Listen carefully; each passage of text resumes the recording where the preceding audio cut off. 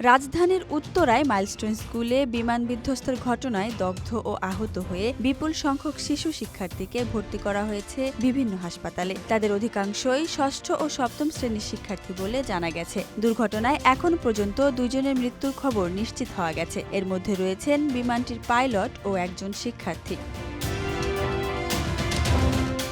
আহতদের মধ্যে অনেকের শরীরের বড় অংশ দগ্ধ হওয়ায় জরুরি ভিত্তিতে রক্তের প্রয়োজন দেখা দিয়েছে। লুবানা হাসপাতাল, ইবনে সিনা হাসপাতাল, ক্রিসেন্ট হাসপাতাল সহ উত্তরার আশেপাশের একাধিক হাসপাতালে রক্তের জন্য ব্যাপক চাহিদাপত্র পাঠানো হচ্ছে। চিকিৎসক ও হাসপাতাল কর্তৃপক্ষ জানিয়েছেন, সময়মতো পর্যাপ্ত রক্ত না পেলে বাচ্চাদের জীবন বাঁচানো কঠিন হয়ে পড়বে।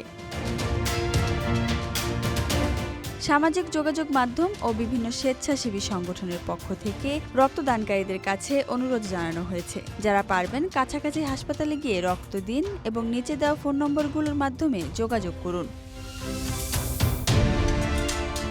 দুর্ঘটনার পর থেকেই উত্তরার বিভিন্ন সড়কে তৈরি হয়েছে যানজট। এই অবস্থায় দুর্ঘটনা কবলিত শিশুদের হাসপাতালে পৌঁছাতে সমস্যা হচ্ছে। স্থানীয় স্বেচ্ছাসেবীরা আহ্বান জানিয়েছেন, জনগণ যেন ঘটনাস্থলে অযথা ভিড় না করে, বরং আশেপাশের হাসপাতাল ও অ্যাম্বুলেন্স চলাচলের রাস্তাগুলো পরিষ্কার রাখতে সহায়তা করে।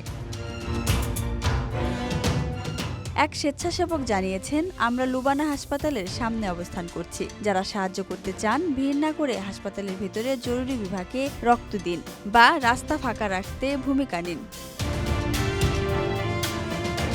সংকটময় পরিস্থিতিতে হাসপাতাল, স্বজন ও স্বেচ্ছাসেবীদের সঙ্গে বারবার যোগাযোগ করার প্রয়োজন হচ্ছে। তাই অনুরোধ করা হয়েছে যেন কেউ অপ্রয়োজনীয় কল না করেন। রক্তদাতারা স্ক্রিনে দেওয়া নম্বরগুলোতে যোগাযোগ করুন।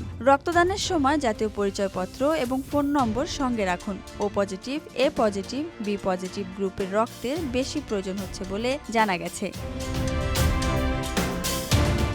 Dhaka express, desk report.